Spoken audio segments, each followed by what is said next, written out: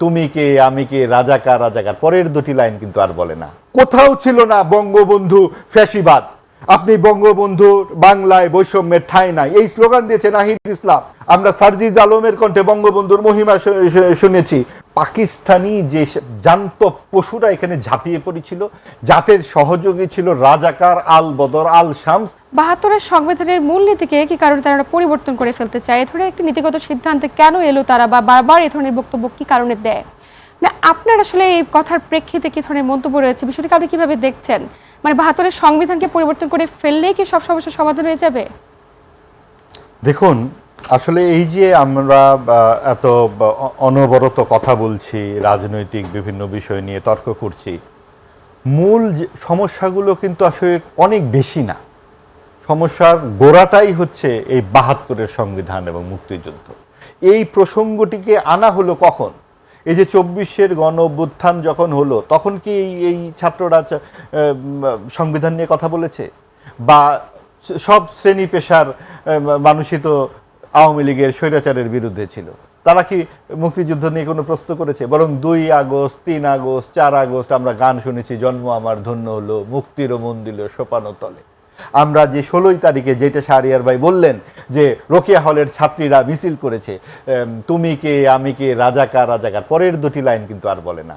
কে বলেছে, কে বলেছে স্বৈরাচার স্বৈরাচার, এইটা কিন্তু তারা ভুলে গেছে। স্বৈরাচার মানে কি? স্বৈরাচার মানে হচ্ছে যে অপরের মত শুনতে চায় না, কণ্ঠ রোধ করে দেয়। স্বৈরাচার মানে হচ্ছে যে রাতের বেলা ভোট করে, যে মানবাধিকার লুণ্ঠন করে, যে আপনার আয়নাঘর বানায় ইত্যাদি। তো আজকে যখন আপনি সত্য গোপন করছেন, আপনারা যখন এইরকম মিথ্যাচার করছেন, অনবরত মিথ্যা কথা বলছেন, এটাই তো স্বৈরাচারী মানসিকতা। আপনি বলছেন যে আপনি জামাতের লোক নন, আপনাকে তো টাকা দিচ্ছেন ভোটের আগে, আমরা ভিডিও দেখলাম পরিষ্কার। আপনি জামাতের হয়ে কথা বলেন, বিভিন্ন জায়গায় জামাতের সমাবেশে আপনি কথা বলেন, প্রয়োজনে জামাত হন, আবার অপ্রয়োজনে জামাত হন। আপনি কি ব্যক্তিগতভাবে কি, সেটা তো আমার দেখার বিষয় না, কিন্তু আপনার যে তথ্য, আপনার যে কথাবার্তা, যা আপনার বলা, সেটা তো সাম্প্রদায়িক রাজনীতি তথা জামাতের পক্ষে যায়। এবং আপনি দেখুন, আপনি বলছেন যে পেইড, আমাকে ইঙ্গিত করলেন তো আমাকে পেইড করা হয়েছে ভারত থেকে বা আওয়ামী লীগ থেকে, আমি টাকা পাচ্ছি। এই পেইড ছাড়া তো আসলে আপনারা কিছু বুঝেন না। টাকা পয়সা ছাড়া যে আর কোনো সম্পর্ক থাকতে পারে কেউ কারো সাথে, এইটাই তো আপনাদের মাথায় নাই। নাইলে কি আরো ১,০০০ টাকা দিতে যান আপনি নির্বাচনের আগের রাত্রে, আবার ভিডিওতে ধরা পড়ে। আমরা শুনলাম জামাতের আমির ১২০০ শহীদের বাড়িতে গেছেন, তিনি সংসদে বললেন। তো ২৪ আগস্টের ৫ তারিখে গণ অভ্যুত্থান হয়েছে, আপনি ২৭ মে তারিখে উনি কথা বলেছেন, এটা মোট হয় ৬৩১ দিন। এই ৬৩১ দিনের মধ্যে উনি উমরা করতে গেছেন, ওনার ওপেন হার্ট সার্জারি হয়েছিল, ব্যক্তিগত জীবন আছে, ৯ মাস সংস্কার নিয়ে আলোচনা করেছেন। এত কিছু করার পরে থাকে কয়দিন? সেই কয়দিনে উনি ১২০০ শহীদের বাড়িতে চলে গেলেন। মানে মিথ্যাচারের একটা সীমা থাকে তো। ঠিক যেইভাবে তাদের নেতা এইরকম মিথ্যাচার করেন সংসদে, ঠিক সেইভাবে শাহরিয়ার ভাইরা এই ধরনের মিথ্যাচার করেন। এবং তিনি দেখেন বলতেছেন কি মাইনরিটিকে নাকি দেখভাল করার দায়িত্ব তাদের। মাইনরিটি কে? কাকে আপনি মাইনরিটি বলছেন? মাইনরিটি মানে কি ইসলাম ধর্ম ছাড়া যারা, তারা? নাকি আমি যদি মাইনরিটি বলি যারা চিন্তায় কুপমুন্ডুক, যারা অপরের মতকে হরণ করে, যারা অপরের যেটা চিন্তা ভাবনা সেইটার বিরুদ্ধে জেন্ডার নিয়ে কথা বলে, আপনার ধর্ম নিয়ে আপত্তি জানায়, মতামত চাপিয়ে দিতে চায়, সেইটা হলো মাইনরিটি।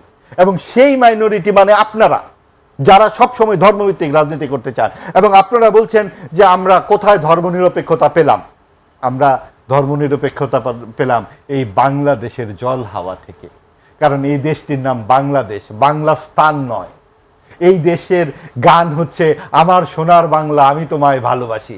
এই দেশের গান নয় পাকসার জমিন সাতবাদ, যেটা আপনাদের রক্তের ভেতরে আছে। এবং যেই পাকিস্তান থেকে আলাদা হওয়ার কারণে আপনাদের এত রাগ, এত বিতৃষ্ণা, যেই ২৪-এর গণ অভ্যুত্থানে কোথাও ছিল না মুক্তিযুদ্ধ নিয়ে বিতর্ক, কোথাও ছিল না বঙ্গবন্ধু ফ্যাসিবাদ, আপনি বঙ্গবন্ধুর বাংলায় বৈষম্যের ঠাঁই নাই, এই স্লোগান দিয়েছে নাহিদ ইসলাম, তরুণ প্রজন্মের যিনি নেতা, তারা দিয়েছে। আমরা সার্জিজ আলমের কণ্ঠে বঙ্গবন্ধুর মহিমা শুনেছি, বক্তৃতা দিয়েছে, প্রত্যেকেই তারা ছিল এবং অনেকে পরে গুপ্ত হিসেবে বেরিয়েছে। আমরা কি বলবো? তারা কিন্তু পরবর্তীতে বলেছে অনেকটা কৌশলের কারণে, এটা তাদের রাজনৈতিক কৌশল ছিল। আপনি দেখুন, কৌশলের কারণে কিন্তু এরকম বক্তৃতা দেওয়া যায় না, কৌশলের কারণে এই স্লোগান দেওয়া যায় না, বঙ্গবন্ধুর বাংলায় বৈষম্যের ঠাঁই নাই। হ্যাঁ, তো এই যে বিষয়গুলো হচ্ছে কি সত্যকে আড়াল করা।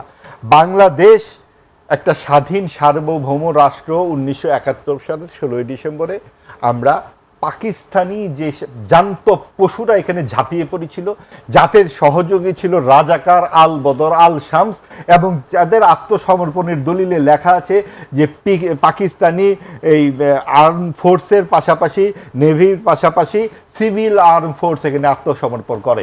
সেই সিভিল আর্ম ফোর্স মানে হচ্ছে রাজাকার, আল বদর, আল শামস। আর তাদের যে ছাত্র সংঘের নেতা মতিউর রহমান নিজামী, এটা সংগ্রাম পত্রিকায় পাবেন, 1971 সালের মুক্তিযুদ্ধ চলাকালে ছাপা হয়েছে যে পাকিস্তান একটি দেশ নয়, পাকিস্তান একটি আদর্শ। হ্যাঁ, এই যে আমি একটু শেষ করি, এই পাকিস্তান যে একটি আদর্শ, এই আদর্শটার থেকেই তারা আসলে মুক্তি খুঁজে পেতে চায় না, দেখেই বারবার ভারত ভারত করে।